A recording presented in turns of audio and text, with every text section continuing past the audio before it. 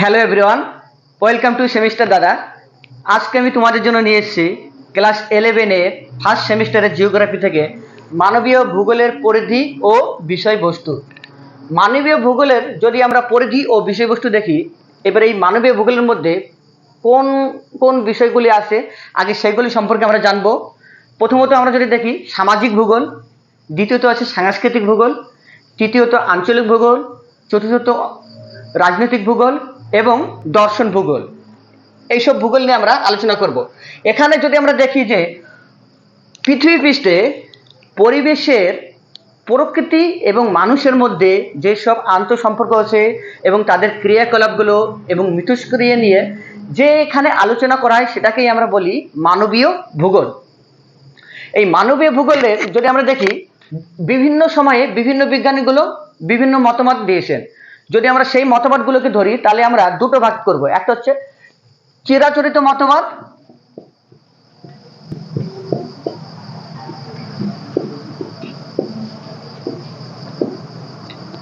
এটাকে আবার প্রথাগত মতবাদও বলা হয়।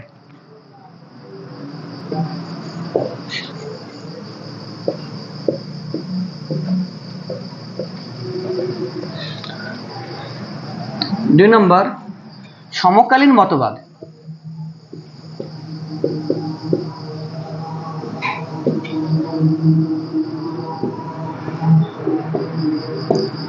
এই চিরাচরিত মতবাদের মধ্যে যদি দেখি আমাদের অন্যতম যে বৈজ্ঞানিক বা বিজ্ঞানী তিনি হলেন ভিদাল দেয়ালা বিলাস। তিনি বলছেন যে মানুষ এবং প্রকৃতির মধ্যে যে সম্পর্কটা বা আন্তঃসম্পর্ক এবং মানুষ এবং প্রকৃতি দুজনকে মানিয়ে যে দৃষ্টিভঙ্গিগুলো তৈরি করছে, যে কার্যকলাপগুলো করছে এবং যে আন্তঃসম্পর্কগুলো তৈরি করছে, সেটা নিয়ে আলোচনা হচ্ছে আমাদের মানবীয় ভূগোল। সেটা আমাদের প্রথম তুলে ধরছেন ভিদাল দেলা বিলাস। তারপর যদি দেখি আমরা র্যাপজেল, জার্মান বিজ্ঞানী র্যাপজেল বলছেন যে প্রকৃতি এবং মানুষের মধ্যে যে সম্পর্ক, এখানে প্রকৃতি মানুষকে নিয়ন্ত্রণ করছে না মানুষ প্রকৃতিকে নিয়ন্ত্রণ করছে, সেই যে বিষয়টা সেটা নিয়ে যেখানে আলোচনা হচ্ছে সেটাকেই আমরা বলছি মানবীয় ভূগোল। আরেকজনের যদি আমরা নাম দেখি চার্চিল স্যাম্পেল বলছেন কি যে ইনি হচ্ছে আমেরিকান দার্শনিক। চার্চিল স্যাম্পেল আমেরিকানবাসী। তিনি বলছেন যে এই মানবীয় ভূগোলের যে প্রধান আলোচনা বিষয়ের মধ্যে পড়ছে কি প্রকৃতি এবং মানুষ তারা পরিবেশের সঙ্গে নিজেদেরকে কিভাবে মানিয়ে নিচ্ছে সেটা নিয়ে আমরা আলোচনা করছি আমাদের কি মানবীয় ভূগোলের। দ্বিতীয়ত যদি দেখি সমকালীন মতবাদটা কি, যে বর্তমান যুগে যেসব দার্শনিকগুলো তারা তাদের দৃষ্টিভঙ্গিতে যেসব মতবাদগুলো তুলে দিয়েছেন নিজেদের মতো করে, তারা তাদের সুবিধা অনুযায়ী যেগুলো মনে করছেন যে যুক্তিযুক্ত, সেইগুলো তাদের মধ্যে যদি আমরা দেখি জিন ব্রুঞ্জ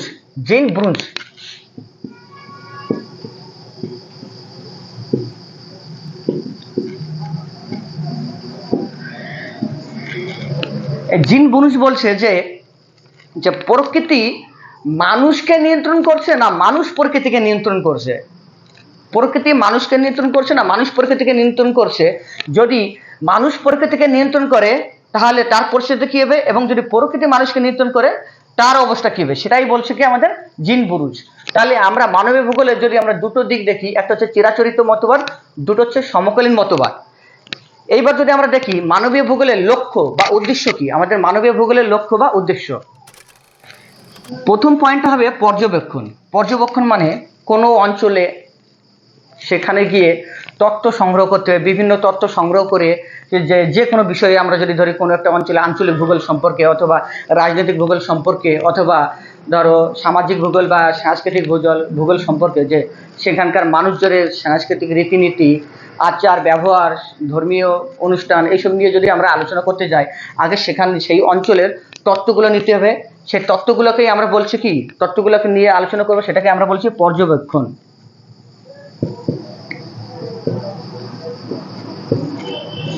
দ্বিতীয়টা হচ্ছে সমীক্ষা।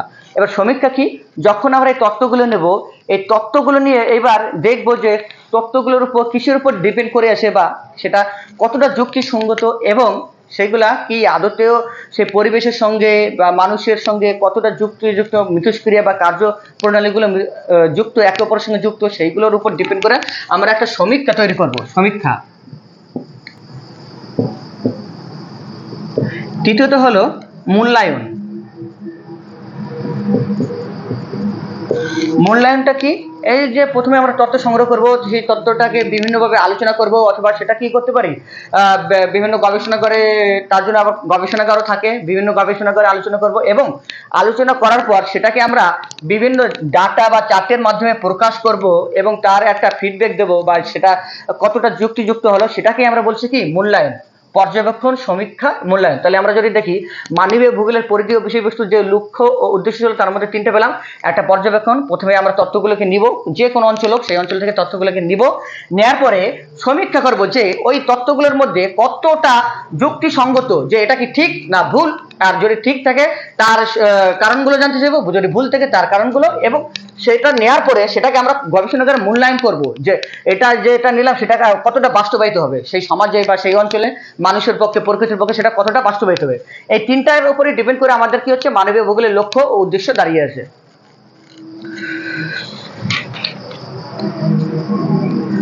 এইবার যদি দেখি আমরা মানবীয় ভূগোলের আলোচনা ক্ষেত্র, মানে এই মানবীয় ভূগোলটা কোন কোন ক্ষেত্রে আলোচনা করা হয় সেটাকে বলা হচ্ছে মানবীয় ভূগোলের আলোচনা ক্ষেত্র। 1 নম্বর নিয়ন্ত্রণবাদ,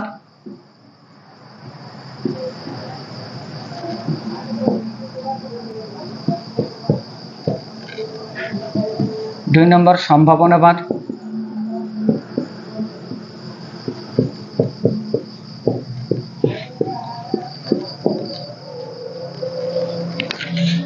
9 নিয়ন্ত্রণবাদ।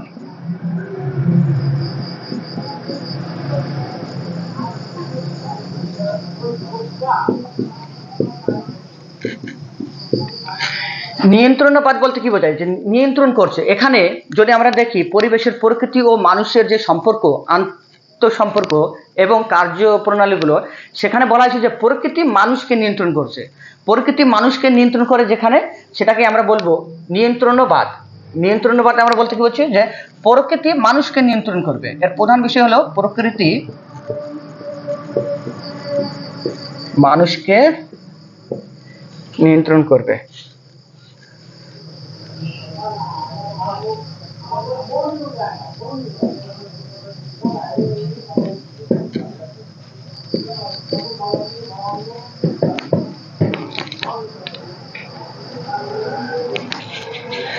দুই নম্বর যদি সম্ভাবনাবাদ, সম্ভাবনাবাদে কি বলা হয়েছে, যে মানুষের সামনে বিভিন্ন প্রকৃতি বিভিন্ন সুযোগ সুবিধাগুলো দেবে, যে মানুষ তার বুদ্ধির মাধ্যমে যেগুলো তার অধিক কার্যকর হবে, যে দিকগুলো তার অধিক কার্যকর হবে, মানুষ সেইগুলোকেই বেছে নেবে এবং সেইগুলোকে চয়ন করবে। সেটাকে বলা যায় সম্ভাবনাবাদ, যে মানুষ তার নিজের বুদ্ধিকে খাটিয়ে বিচার করবে যে তার কোন কাজগুলো করণীয় এবং প্রকৃতিকে সে কিভাবে ব্যবহার করবে, সেটাকে বলা হয়েছে সম্ভাবনাবাদ।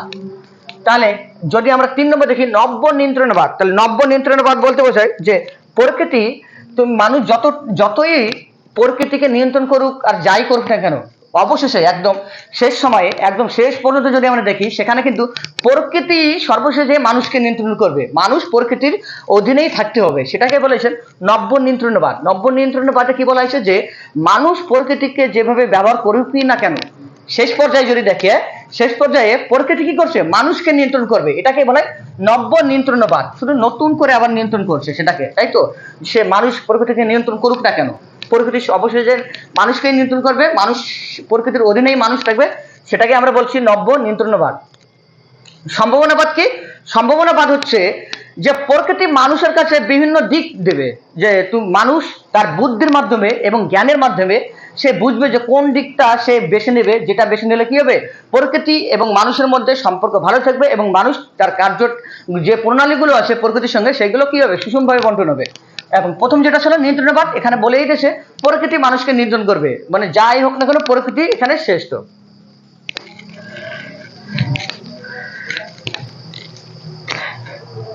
এইবার যদি আমরা দেখি যে পরিবেশে মানবীয় ভূগোলে যদি আমরা দেখি যে পরিবেশের বিভিন্ন দিকগুলো, সেখানে মানুষ কিভাবে পরিবেশকে ক্ষতি করছে এবং মানুষ কিভাবে পরিবেশের উন্নতি করছে বা বৃদ্ধি ঘটাচ্ছে, এই দুটো দিক আছে। এবার মানবীয় ভূগোলে যদি আমরা দুটো দিক দেখি, পরিবেশের সৃষ্টিকর্তা হিসেবে মানুষের ভূমিকাটা কি, পরিবেশের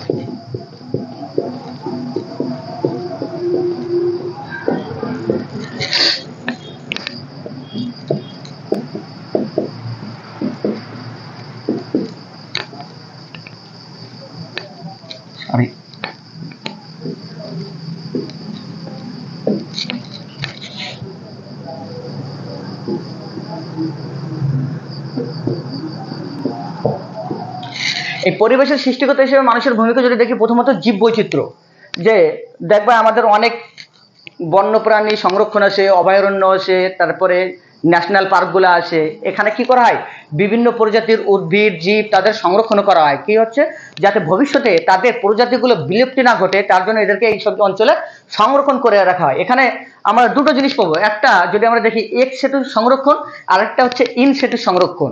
এক্স সেতু এবং ইন সেতু।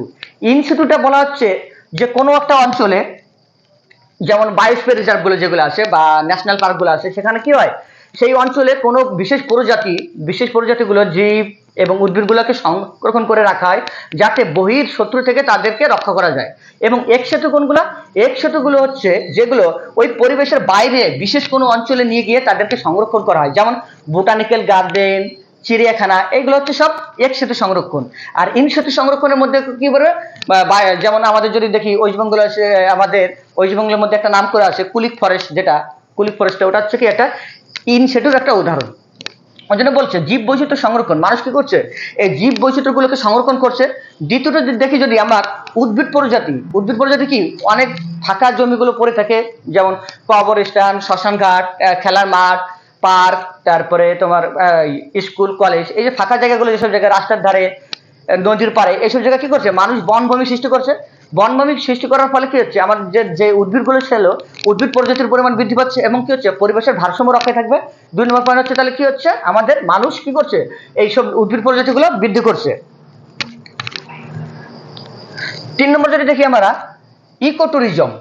ইকো ট্যুরিজমটা কি, যেটা হচ্ছে পরিবেশের সঙ্গে, ট্যুরিজম মানে কি, ট্যুরিজমটা বলতে বোঝাচ্ছি যে কোনো অঞ্চলে কোনো বিশেষ ক্ষেত্রে মানে মানুষকে আকর্ষণ করার জন্য কোনো কিছু তৈরি করা হলো, এবং বিভিন্ন অঞ্চল বা বিভিন্ন দেশ থেকে লোক যখন, যেসব লোক বা পর্যটকগুলো ওই অঞ্চলে ওইসব জিনিসগুলো দেখার জন্য বা আনন্দ নেওয়ার জন্য বা উপভোগ করার জন্য আসে, সেটাকে আমরা বলছি ট্যুরিজম, বলছি।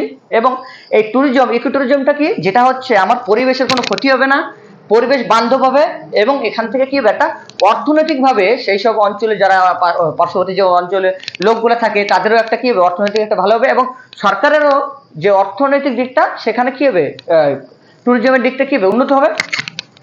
এবার যদি আমরা দেখি পরিবেশের সৃষ্টিকর্তা হিসেবে মানুষের ভূমিকা দেখলাম, এবার যদি আমরা দেখি পরিবেশের ধ্বংসকর্তা হিসেবে মানুষের ভূমিকা কি।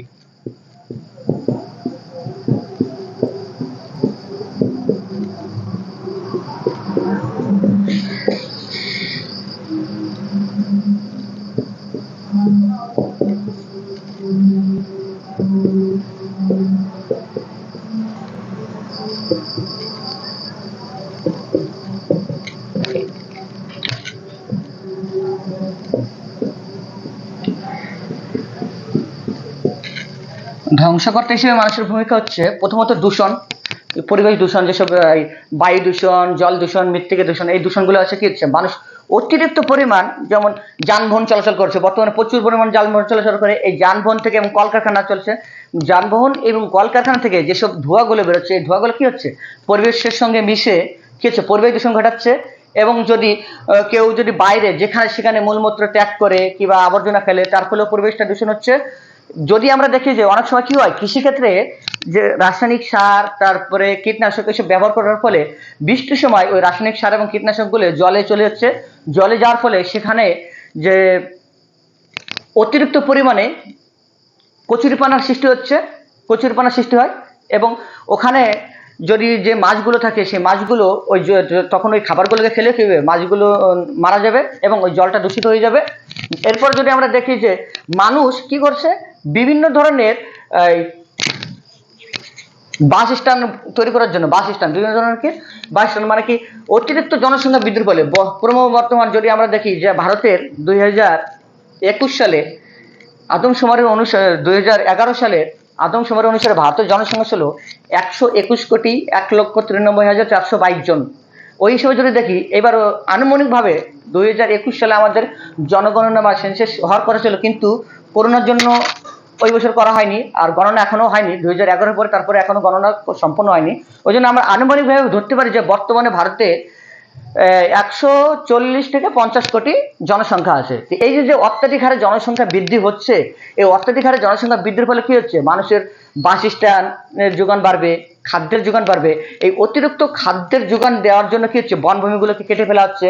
এর ফলে আমাদের কি হচ্ছে, পরিবেশের ভারসাম্য নষ্ট হচ্ছে এবং প্রতিনিয়ত প্রতি বছর কি হচ্ছে, আমাদের উষ্ণতা বৃদ্ধি পাচ্ছে, যেটাকে যার ফলস্বরূপ কি হয়, গ্লোবাল ওয়ার্মিং বা বিশ্ব উষ্ণায়ন হচ্ছে।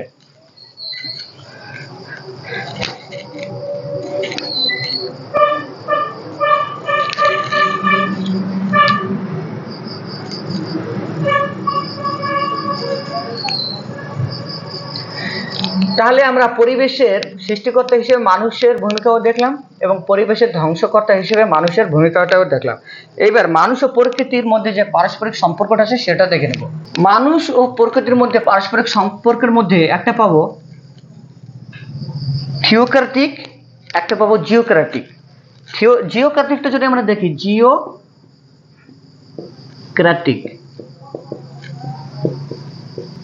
এই জিওক্রাটিকটা কি, গ্রিক শব্দ। জিও অর্থাৎ পৃথিবী এবং ক্রাটিক মানে হচ্ছে শাসন। তাহলে জিও সমান কি, একটা গ্রিক শব্দ।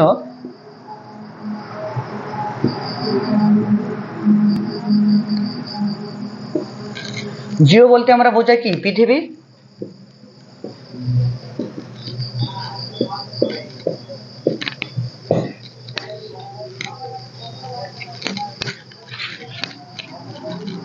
এবং ক্রাতিক বলতে বোঝায় শাসন।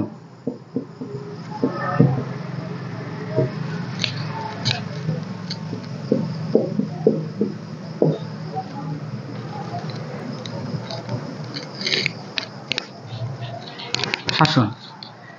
এই মতবাদের প্রধান যে প্রবক্তা ছিলেন তিনি ছিলেন হচ্ছে হামবোল্ড।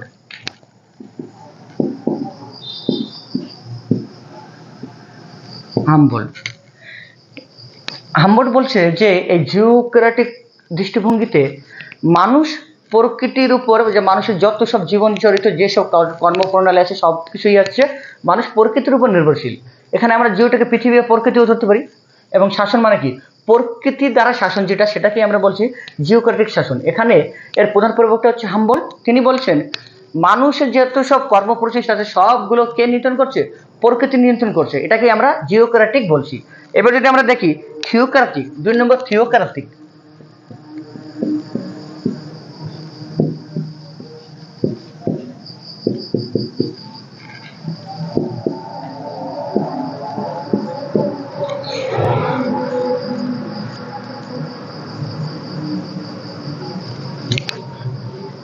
থিওক্রাটিক, থিও কথার অর্থ হচ্ছে কি, ঈশ্বর।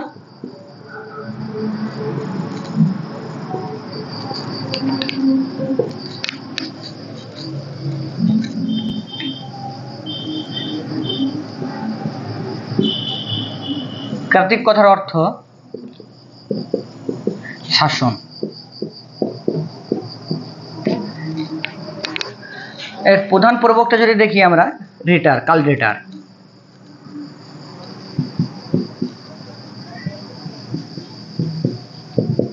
এখানে বলা হয়েছে কি, প্রকৃতি এবং মানুষের মধ্যে যে সম্পর্কটা সেটা ঈশ্বর দ্বারা নিয়ন্ত্রিত হয়। মানে এখানে ঈশ্বরই সব, ঈশ্বরই ঠিক করবেন প্রকৃতি এবং মানুষের মধ্যে সম্পর্কটা কেমন হওয়া উচিত। ওই জন্য এটাকে আমরা বলছি থিওক্রাটিক মতবাদ। তাহলে থিওক্রাটিক মতবাদের কি, থিও অর্থাৎ ঈশ্বর, এটাও একটা গ্রিক শব্দ, এবং ক্রাটিক কথার অর্থ হচ্ছে শাসন, মানে ঈশ্বর দ্বারা শাসন, সেটাকে আমরা বলছি থিওক্রাটিক। এখানকার যে প্রধান আমাদের যে ভৌগোলিক ছিলেন তার মধ্যে আছে কে, কার্ল রিটার। তৃতীয়ত যদি আমরা দেখি ওক্রাটিক,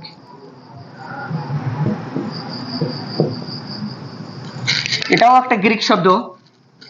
এখানে ও কথার অর্থ হচ্ছে আমরা বা উই, আমরা। আর ক্রাটিক কথার অর্থ হচ্ছে শাসন।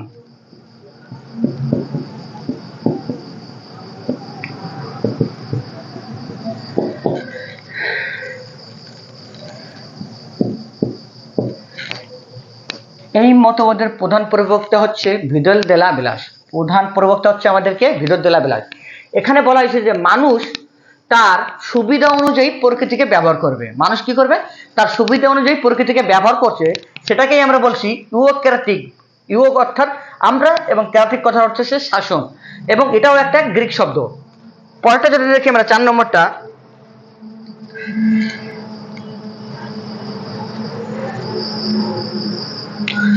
নব্য নিয়ন্ত্রণবাদ।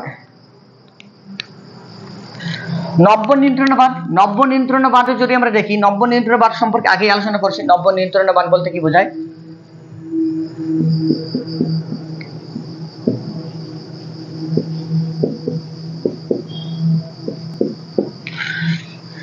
নব্য নিয়ন্ত্রণবাদ বলতে বোঝাচ্ছে যে মানুষ তার সুবিধা মতো প্রকৃতিকে ব্যবহার করছে, কিন্তু একটা সময় বা অবশেষে যে প্রকৃতি এই মানুষকে তার নিজের মতো করে মানে প্রকৃতির আন্ডারেই মানুষ থাকবে।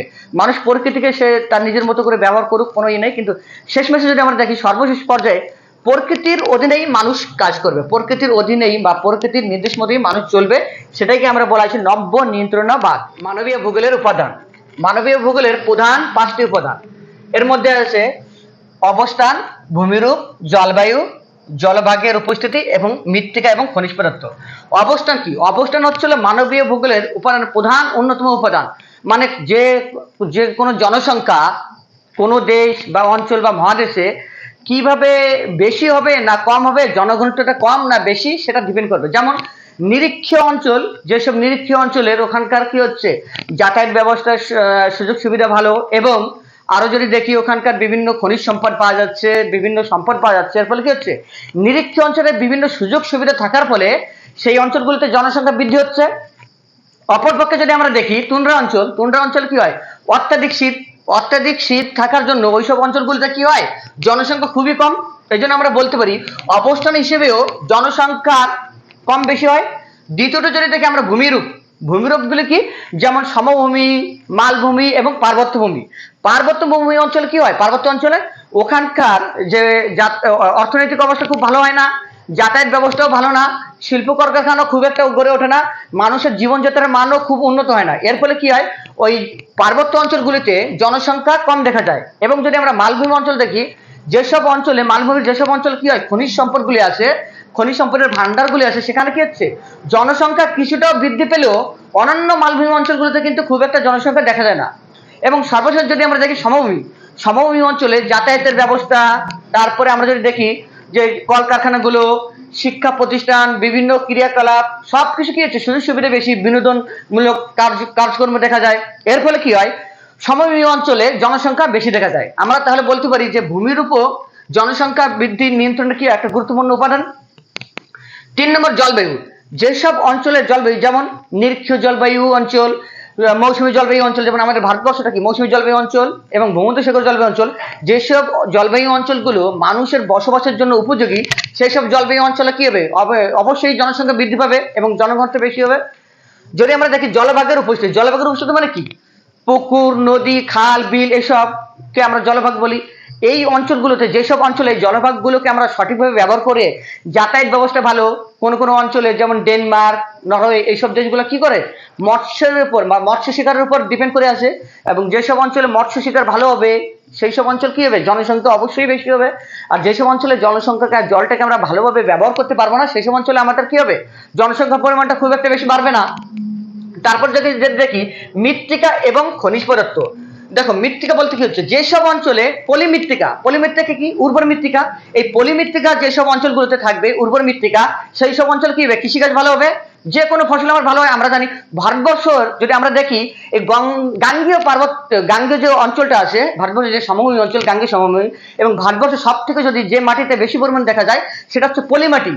এই পলিমাটিতে এখানে আমাদের জীবাশ্ম দেখা যায় এবং পলিমাটির উর্বরতা শক্তি বেশি থাকার জন্য এই মাটিতে কৃষিকাজ ভালো হয়। ওই জন্য যেসব অঞ্চলে পলিমাটি অঞ্চল, সেই সব অঞ্চলে জনসংখ্যা বেশি। এবং আরেকটা যদি দেখি খনিজ সম্পদ, যেসব অঞ্চলে খনিজ পদার্থের পরিমাণ বেশি, যেখানে অত্যাধিক খনিজ, যেমন কয়লা, তারপরে পেট্রোলিয়াম, এই খনিজ পদার্থগুলো যেসব অঞ্চলে বেশি, সেখানে অবশ্যই জনঘনত্ব এবং জনসংখ্যা বেশি হবে। তাহলে আমরা যদি দেখি মানবীয় ভূগোলের উপাদান কি পেলাম, 5টা উপাদান। সব থেকে গুরুত্বপূর্ণ উপাদানগুলো কি পেলাম, অবস্থান, মানে যে সব দেশগুলো হচ্ছে নিরক্ষীয় অঞ্চল, নিরক্ষীয় অঞ্চল মানে বিভিন্ন সুযোগ সুবিধা থাকবে সেই সব অঞ্চল। তারপর ভূমিরূপ, যেমন মালভূমি, সমভূমি এবং পার্বত্য অঞ্চল। জলবায়ু পারলাম, জলভাগের উপস্থিতি এবং মৃত্তিকা ও খনিজ পদার্থ। এবার যদি আমরা দেখি মানবীয় ভূগোলের শাখা, কি কি শাখা আছে মানবীয় ভূগোলের।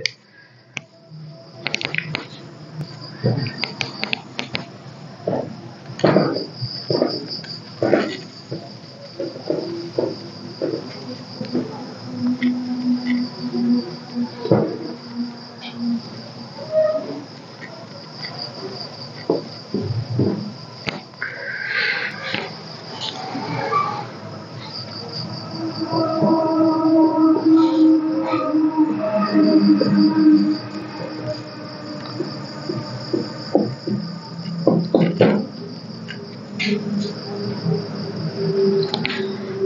নম্বর যদি আমরা দেখি জনসংখ্যা ভূগোল।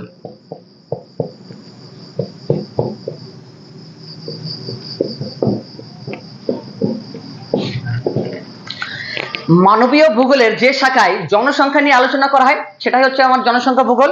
এখানে জনসংখ্যার ঘনত্ব, জন্মহার, মৃত্যুহার এবং বয়স লিঙ্গ অনুপাত, শিশু মৃত্যুহার, শিক্ষা ব্যবস্থা, এইসব নিয়ে বিভিন্ন বিষয় নিয়ে আলোচনা করা হয় এই জনসংখ্যা ভূগোলে। আরো যদি আমরা দেখি বিভিন্ন অঞ্চলের জনঘনত্ব অঞ্চল বেশি, যেমন যেসব অঞ্চলগুলো বা দেশগুলোতে কি হয় বিভিন্ন সুযোগ সুবিধা বেশি থাকে, আঞ্চলিক সুযোগ সুবিধা, খনিজ সম্পদের ভান্ডার, আরো জীবনযাত্রার মান উন্নত, সেসব অঞ্চল কি হয় আমাদের জনসংখ্যাটা বেশি হয়। যেমন ভারতবর্ষ, তারপর যদি আমেরিকা, এইসব দেশগুলো দেখি কি হয় এইসব দেশগুলোতে আমাদের প্রচুর পরিমাণ জনসংখ্যা হয়।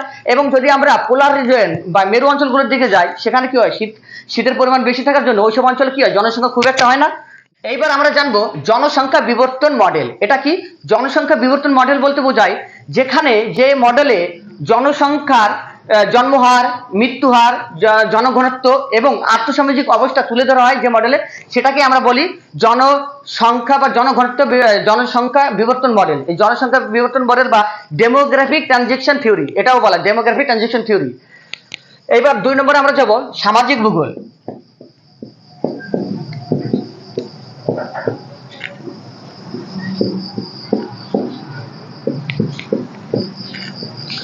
সামাজিক ভূগোল বলতে কি বোঝায়? মানবীয় ভূগোলের যে শাখায় সমাজের রীতিনীতি বিভিন্ন বিষয় নিয়ে আলোচনা করা হয় সেটাকে আমরা বলছি সামাজিক ভূগোল।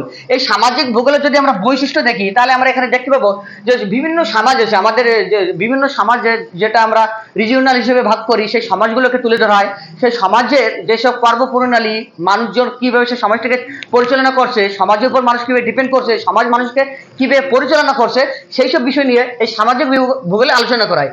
তৃতীয় যদি দেখি আমরা সাংস্কৃতিক ভূগোল বা কালচারাল জিওগ্রাফি। সাংস্কৃতিক ভূগোল বা কালচারাল জিওগ্রাফি।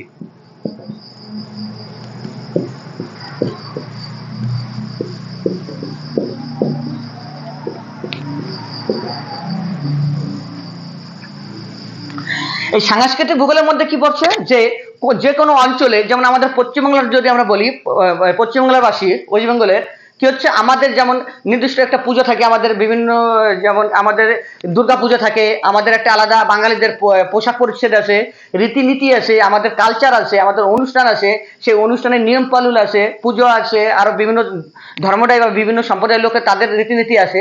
এই যে বিভিন্ন রীতিনীতিগুলো থাকবে, নিয়ম কানুনগুলো থাকবে, পূজা পার্বণা থাকবে এবং পোশাক পরিচ্ছদ থাকবে এবং ভাষা থাকবে। আর একটা কি জানি আছে ভাষা, বিভিন্ন অঞ্চলে বিভিন্ন ধরনের ভাষায়, এইগুলোকে আমরা বলছি সাংস্কৃতিক ভূগোল। এইসব নিয়ে যে মানবীয় ভূগোলের যে শাখায় আলোচনা হয় এইসব বিষয়গুলো নিয়ে তাকে বলছি আমরা সাংস্কৃতিক ভূগোল।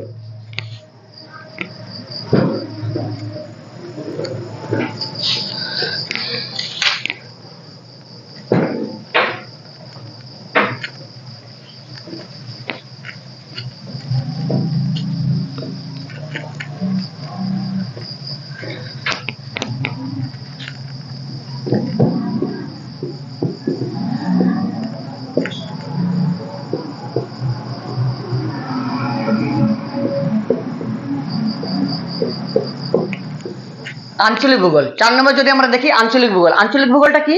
মানবীয় ভূগোলের যে অধ্যায়ে বিভিন্ন অঞ্চল এবং অঞ্চলের সমীক্ষা এবং অঞ্চলের বিভিন্ন কর্মপ্রণালী নিয়ে আলোচনা করা হয় সেটাই হচ্ছে কি আমাদের আঞ্চলিক ভূগোল। এই আঞ্চলিক ভূগোল আমরা বিভিন্ন অঞ্চলে ভাগ করতে পারি, যেমন মৌসুমী জলবায়ু অঞ্চল, নিরক্ষীয় জলবায়ু অঞ্চল, আর যদি আমরা দেখি যে অর্থনৈতিক অঞ্চল, বিভিন্ন ধরনের অর্থনৈতিক অঞ্চল থাকে, এরকম বিভিন্নভাবে আমরা এই আঞ্চলিক ভূগোলকে আমরা ভাগ করে থাকি। আঞ্চলিক বিভিন্ন অঞ্চলগুলোকে নিয়ে আলোচনা করব যে ভূগোলটাই, সেটাকে আমরা বলছি আঞ্চলিক ভূগোল। 5 নম্বর যদি আমরা দেখি রাজনৈতিক ভূগোল।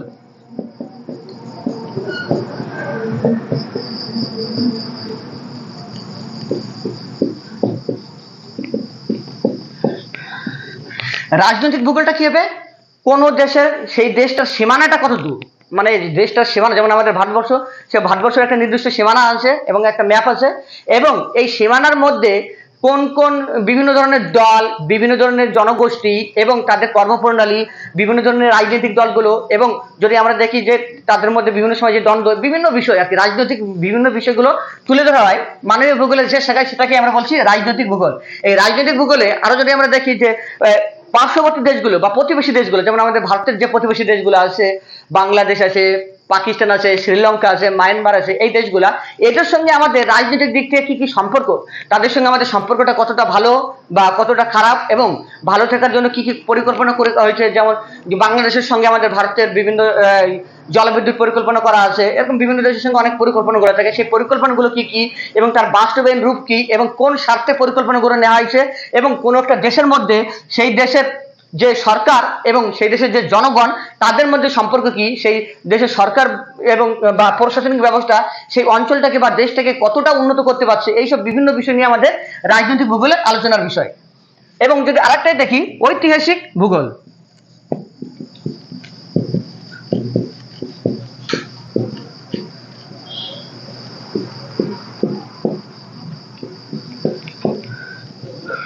ঐতিহাসিক ভূগোল বলতে কি বোঝায়, যে আমাদের বর্তমানে ভূগোলের যে পরিস্থিতি, এবং এই পরিস্থিতি কিন্তু শুরু থেকে এরকম না, যদি অনেক প্রাচীনকালে আমরা যাই, শুরুর দিকে যদি যাই, তখন থেকে বিভিন্ন পরিবর্তনের মাধ্যমে আজ ভূগোলটা এই পর্যায়ে আসছে। এবং এই যে এটাকে যে প্রাচীন যুগ থেকে বর্তমান যুগ পর্যন্ত ভূগোলের যে পরিবর্তন, যে জার্নিটা, এই জার্নিটাকে আমরা বলছি কি ঐতিহাসিক ভূগোল। এবং এই বিষয়টা নিয়ে মানবীয় ভূগোলের যে আলোচনা করা হয় তাকে বলা হয় ঐতিহাসিক ভূগোল। তাহলে আজকে আমরা জানতে পারলাম যে মানবীয় ভূগোলের বিভিন্ন শাখাগুলির মধ্যে জনসংখ্যা ভূগোল, আঞ্চলিক ভূগোল, রাজনৈতিক ভূগোল, ঐতিহাসিক ভূগোল এবং সামাজিক ভূগোল ও সাংস্কৃতিক ভূগোল, এই বিষয়গুলো নিয়ে আমরা মানবীয় ভূগোলের পরিধি ও বিষয়বস্তু সম্পর্কে জানতে পারলাম। যদি আমরা দেখি যে মানবীয় ভূগোলের মধ্যে যে যতটুকু আমাদের সিলেবাস, ক্লাস 11 সিলেবাসে আছে, সম্পূর্ণটুকুই আশা করছি, সম্পূর্ণটুকুই আমরা ডিসক্রিপটিভ ভাবে বা ব্যাখ্যামূলকভাবে বর্ণনা করার চেষ্টা করেছি। এবং যদি আরো কিছু বাকি থাকে, যে কোনো কোনো প্রশ্ন, সেগুলো আমরা যখন এমসিকিউ বা শর্ট প্রশ্নগুলো নিয়ে আলোচনা করবো এবং দেব, সেইগুলোর মধ্যে আমরা আলোচনা করে নেব। আর আজকের জন্য ক্লাসটা এখানেই শেষ করছি, এবং পরবর্তীতে যে 5 নম্বর যে অধ্যায়টা আছে বা পরবর্তী যে অধ্যায়টা আছে অর্থনৈতিক ভূগোল, সেই অর্থনৈতিক ভূগোল নিয়ে পরবর্তী ক্লাসে আমরা আলোচনা করব।